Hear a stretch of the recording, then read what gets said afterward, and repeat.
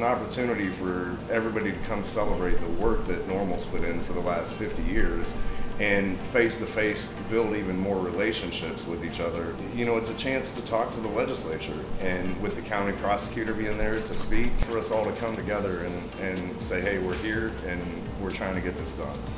What is July it? 20th. Yeah, July 20th. It's at the HIFI Annex, and it's going to be at 4:20 p.m. And we'll be hosting the pre and post party for that, so folks are welcome to come over noon to 3 here in Fountain Square at our bar. And we'll have some vendors out there, and then we'll be here till 1 that night. Yeah, I think we've got a DJ lined up for afterward. I mean, it's kind of huge, man. Like the 50th anniversary of that, if we really do the math, like in 1927 they banned cannabis. There's at least 30 other states as an example now of what to do and what not to do to do this right.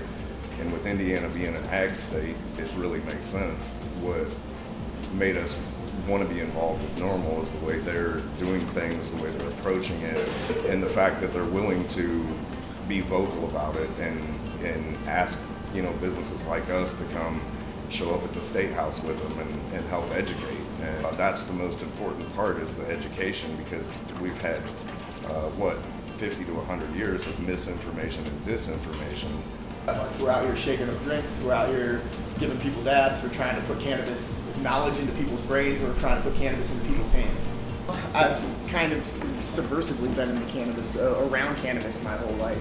I was a chef, I went to culinary school when I was 19 down in Orlando, Florida, the Orlando Culinary Academy. As the 2018 Farm Bill started, the opportunity presented itself for me to go to Oregon and work on a hemp farm out there. Instead of isolating inside of a house, I got to work in hemp fields and learn about a bunch about how to grow hemp products. Been a respiratory therapist for a long time, worked in a lot of hospitals, different types of environments, ICUs, ERs. Have always had a lot of chronic pain and never really wanted to take a lot of the narcotic pain meds that they used to put me on when I was younger, and found a way to medicate myself naturally with CBD and CBG and all that, and realized there was a lot of other ways that I could be useful in helping people versus being in the hospital all day long and kind of on the back end of it. You know, if we can be a little more preventative and help people live a little bit better to begin with and keep them moving and active and whatever, that leads to a healthier lifestyle, a healthier body. You know, I've always been around the cannabis industry. Started traveling doing sales for both Wildeye and a couple of the companies here in town that we still work with. And in the process of that, you know, saw a dab bar in operation in Nashville, Tennessee, and Nick and I kind of talked. We were like, hey, you know, we can do this. He had seen mocktail competition and realized it was basically just chef stuff that they were doing. Thought maybe he could do it a little better, and here we are. I mean, strangely, his hospital background, I mean, that's customer service. Same with the restaurant industry, that's customer service. If from the gate, that's going to separate Wildeye out. I'm looking at Wildeye from like an upscale experience rather than from like a let's party hard and get high type of thing. We put our employees through a 4-hour training session put on by Dr. Doty just to make sure they're up to speed to serve the customer. They get a 53-page packet on cannabis education when they start to review and use as a resource. And then anytime we add in new product, it's always in a very digestible format so that the employees can impart that to the customers and whoever they come in contact with. I think we're trying to set ourselves an example for the community to be like, look, we're looking for people to be 21 and over adults. We try and encourage people not to be drunk at all in here. You know, that way we're not dealing with drunkenness. When I think standard-wise, it starts from again, both of our backgrounds, quality control is going to be most important. Quality control and safety, both from the food and the health aspect, but also opening this place has kind of forced our hand to create protocols and SOPs and HACCP plans and basically an outline for how to do this in a responsible manner, which in our minds has always led to helping to write legislation for decriminalization. It needs to have a certain standard. Do we need a dispensary or a pharmacy to have control of that? No, absolutely not.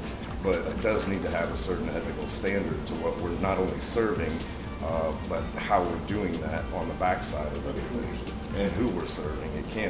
It's got to be 21 plus, for the intoxicating cannabinoids for sure. And that's something we've established with our waiver system, that everybody signs a waiver. We check everybody's ID. We know for sure that everybody that sits down in here is 21 plus. And to that end, we've never called the police one time in a year and a half's worth of business. Zero whereas other industries, that is not the case. A lot of the only options out there are drinking options.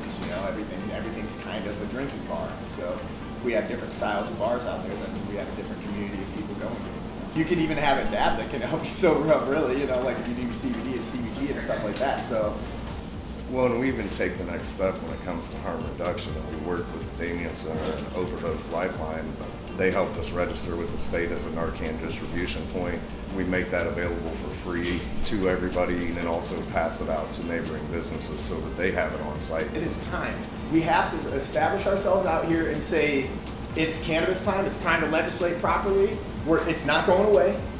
So we're either going to legislate it, or you're not going to get the proper tax dollars that the government technically deserves off of it. Yeah. Like instead of this 7% sales tax, they could be getting an extra tax off it that we could put into, repairing the roads, Or Colorado put it into our education. School systems, And it's encouraging to me that I feel like that is happening, because people are seeing, hey, we can get out here. We can show up and talk to our county prosecutor or talk to our other business owners in the area, talk to our community by having these events and by helping NORML to coordinate all that and legislate for it. Let's make consumption of the recreational cannabinoids 21 and up.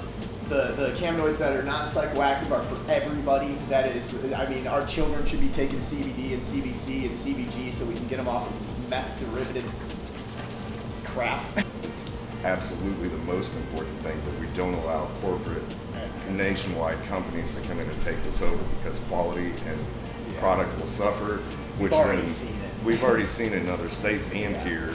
You can't keep quality to the point that we have and keep the relationship with the community and the other business owners here and the legislature here like we have if you're a national brand. When we talk about growing cannabis or hemp, you don't have to rotate crops every year out of your field. It doesn't destroy the soil. It's all around making people healthier, helping them live better lives without being intoxicated, and it leads to a whole lot of revenue for the state.